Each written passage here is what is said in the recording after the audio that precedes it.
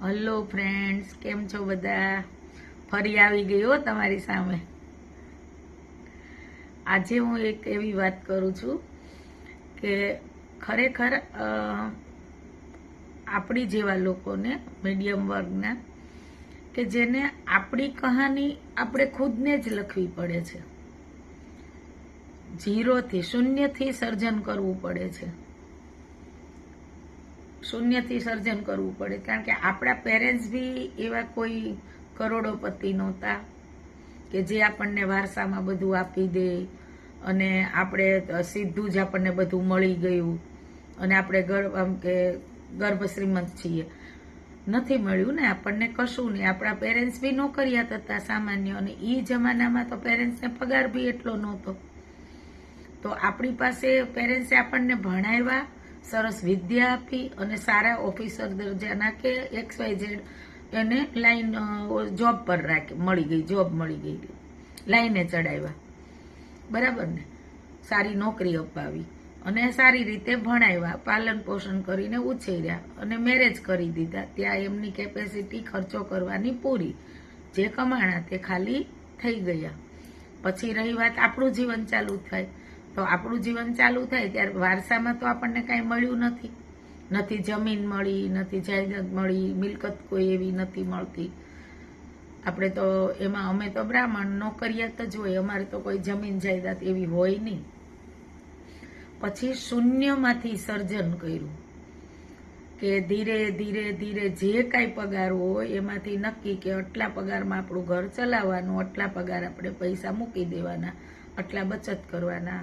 પછી આમાં ફલાણી સર્ટી લઈ લેવાનું, ફલાણી બેંકમાં મૂકી દઈએ, નાની બચત કરીએ, પાછા એ ડબલ થાય, પાછા એને મૂકીએ, એવું બધું બહુ કેર રાખીને આપણે પૈસાને જમા કર્યા, બચાવ્યા.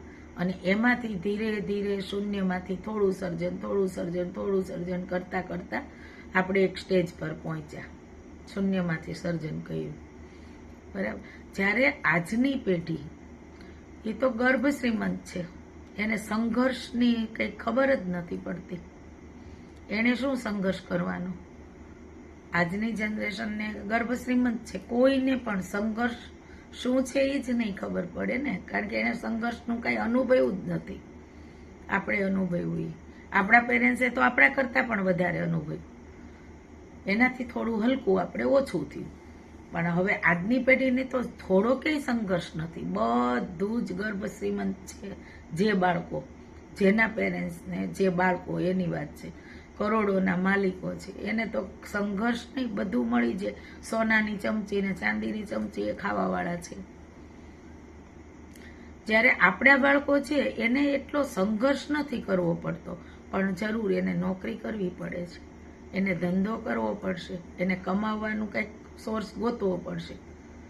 કેમ કે એને આપણે ઉછેર્યા, ભણાવ્યા, પણ એનું જીવન ચલાવવા તો એને આગળ કરવું જ પડશે. આપણે કોઈ લાખોની મિલકત તો મૂકીને નથી જવાના. આપણે કોઈ એવી કરોડોના ફાર્મ હાઉસ કે કરોડોની જમીન જાયદાદ કે એવું તો મૂકીને નથી જવાના. આપણે એક સામાન્ય ઘર આપીએ કે એક ગાડી આપીએ કે બીજું આપણી પાસે હોય એવું, બરાબર. તો છોકરાની 2 વસ્તુ, ઘરમાં ફ્રીજ ન લેવું પડે, ઘરમાં એસી નહીં લેવું પડે, ટીવી ન લેવું પડે છોકરાને, કે ઘર વકરી સામાન્ય આપણે આખી જિંદગીમાં જે વસાવ્યું હોય એ પાછી છોકરાને મળી જાય, બધું એ વાપરે, તો એ એને કરવું ન પડે. પણ એની પાસે જમા પૂંજી માટે નોકરી તો કરવી જ પડે. જ્યારે ગર્ભ શ્રીમંત છોકરાઓ છે, બાળકો છે, જનરેશન, એને તો વાપરવાના છે, ફરવાનું છે, હરવાનું છે, એને ક્યાં કંઈ સંઘર્ષ કરવાનો જ છે. એને તો એ સોનાની થાળી, ચાંદીની થાળી, ચમચીમાં જમવાનું છે અને પૈસા ઉડાડવાના છે, વાપરવાના છે. એ લોકો એવા ભાગ્યશાળી છે કે એને કંઈ સંઘર્ષ કરવાનો આવતો નથી.